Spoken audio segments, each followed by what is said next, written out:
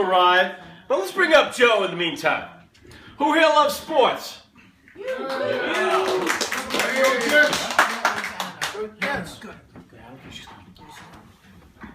know, besides running his foundation, Joe is a huge sports fan. Do we have any Yankee fans in the audience? All right. Joe, Brian Cashman kind of shocked the baseball world by trading for Chapman, because you look at the Yankees, they got Miller, you got Betances, and now you bring in a guy that throws 103 miles an hour. What do you make of the Yankees' big move to add another big arm to the back of the bullpen? Well, Howie, I think that what Brian Cashman has just done is made every game into a 6-inning game. All you have to do is get 6 innings out of your starter, and then you know you've got an inning out of Betances, that's the 7th.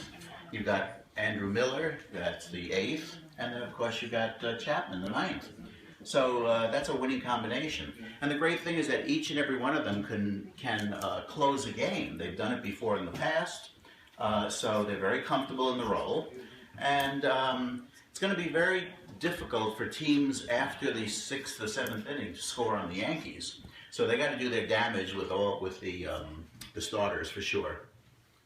You know, and one thing I think too is that when you really look at the move, the reason it makes so much sense for the Yankees is that, you know, their starting pitchers really are a bunch of pitchers that are injury prone. You know, Nova's been on the DL, Tanaka's been on the DL, Evaldi was on the DL, Sabathia's been in and out. I mean, he's got issues. So you really don't have a starter you can say, this guy's going to give me 7 or 8 innings. So for the Yankees in particular, with their starters being, you know, kind of shaky, now if a starter goes out and gives you 5 or 6 innings, that's really all you want.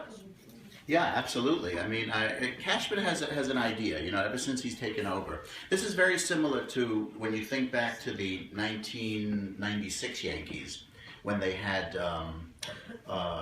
Ramiro Mendoza, I believe, and then they had Jeff Nelson. Jeff Nelson. They had Mariano Rivera doing 8th and 7th innings, let's say, and then of course you had what's his name? Wetland. Yep. Finished it up, and you know, they went on to win the World Series. So it seems like it's a winning combination. I think what they're trying to do is, you know, the teams are very copycatish, so they've seen the Royals do it this way, so now they want to do it this way. And I think it's you know, it's a pretty good I think formula. What the Yanks have to really worry about, I think, more is their offense, because they really are getting very old. I know they've been trying to recently get in some younger players, Starlin Castro and Didi Gregorius last year. But you know, when you have a left fielder, or a right fielder, I should say, who's you know, Carlos Beltran, who is close to 40 years old. Right. You know, and it's very difficult for him to deal with all of that outfield out there. And you got Mark Teixeira, who you can't really rely on, even though he had a great year last year. It's hard to say, so you don't know what you're going to get. But I do know this: they'll be better than Boston. Well, the Red Sox have spent a lot of money on bringing in Price, and they picked up a good a relief pitcher. So we'll see. But I do think it was an interesting. I do think it's a good move, because, you know what? If I'm a left-handed hitter in the American League, and I know all of a sudden I got to face this guy throwing 103 miles an hour, that can't be too comfortable of a feeling. Do you remember the All-Star game a couple of years ago when Randy Johnson faced John Kruk? Oh. Well, that's what it's going to be like. I mean, the man's heart is going to be pounding in his chest, so you're trying to get out of a way of a 100-mile-an-hour fastball. But Howie, you know I love you, you know, but when it comes to sports, that's where we part company. Absolutely. Because, you know, you're a Boston man through and through, and I give you that respect. But Boston is basically just a poor man's New York. And you know, but it's okay. It's all right. They've tried to be like us. I know that